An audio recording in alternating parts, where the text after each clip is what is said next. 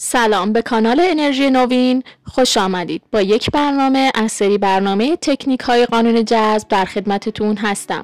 لطفاً برای حمایت از کانال ما را سابسکرایب کنید و زنگوله رو فشار بدید. یه تکنیک بی نهایت قدرتمند و بی نهایت تاثیرگذار که در چند روز برای شما معجزه میکنه رو میخوام بهتون بگم. انجامش بدین، نه تحلیل کنید و نه فکر کنید که چجوری میخواد این اتفاق بیفته. فقط ایمان قوی میخواد که شما نسبت به این تکنیک داشته باشید و اجراش کنید. 9 روز زمانتون رو میگیره، اما قسم میخورم معجزاتش در چند روز اول تو زندگیتون ظاهر میشه. حتما برنامه رو تا آخر ببینید تا بدونید چطوری باید این تکنیک رو انجام بدین. این تکنیک 9 روز باید انجام بشه. 3 روز اول رو شما تمام مسائل و مشکلات رو در نظر میگیرید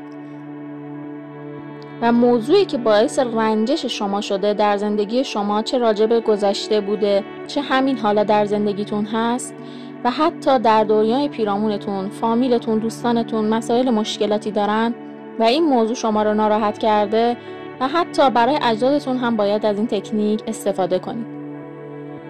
این تکنیک هوئوپونوپونو هست. بارها در موردش صحبت کرد.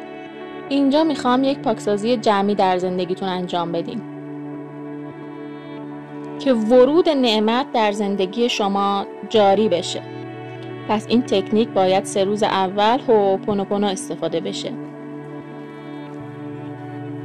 هر بار برای مشکلات جمعی 500 بار تکرار میکنید. متاسفم، لطفاً مرا ببخش، سپاسگزارم، دوست دارم. این شد 1 بار. پس شما 500 بار روز اول، 500 بار روز دوم و 500 بار هم روز سوم برای کل مشکلات و مسائلی که در زندگیتون هست این تمرین هوئوپونوپونو رو استفاده میکنید. حالا 3 روز دوم به این صورت باید انجام بشه. 50 مورد از برکاتی که الان در زندگیتون هست رو روی یک دفترچه می نویسید و جلوی هر کدوم از اون برکات می نویسید خدایا شکر که در آرامش و فراوانی هستم. پس 50 مورد رو انتخاب می کنید. میخواد سقف رو سرتون باشه و یا هر نعمتی که میخورید. میخواد ظرفی که از اون استفاده می کنید. میخواد لباست باشه، ماشینت باشه، شغلت باشه، دوستت که بهت کمک میکنه، حضور پدر مادر، فرزند و هر کسی که واقعا حضورش به تو حس خوبی میده. توی این لیست مینویسید و بعد از اینکه نوشتید 1 بار با صدای بلند از روش میخونید. در روز دوم فقط از روش با صدای بلند میخونید و روز سوم هم همینطور. حالا 3 روز سوم به این صورت باید انجام بشه. 9 تا از خواسته هاتون رو انتخاب میکنید، روی یک دفترچه مینویسید و جلوی هر یک از این خواسته ها مینویسید من آهنربای جذب ثروت، شادی و فراوانی و سلامتی هستم. خدایا سپاسگزارم. روز اول که نوشتید با صدای بلند از روش میخونید. روز دوم هم با صدای بلند و هیجان از روش میخونید.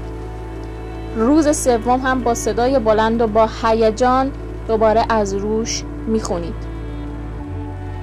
حالا روز 9 این تکنیک تموم میشه و در آخر 9 نفر که مسائل و یا مشکلاتی دارن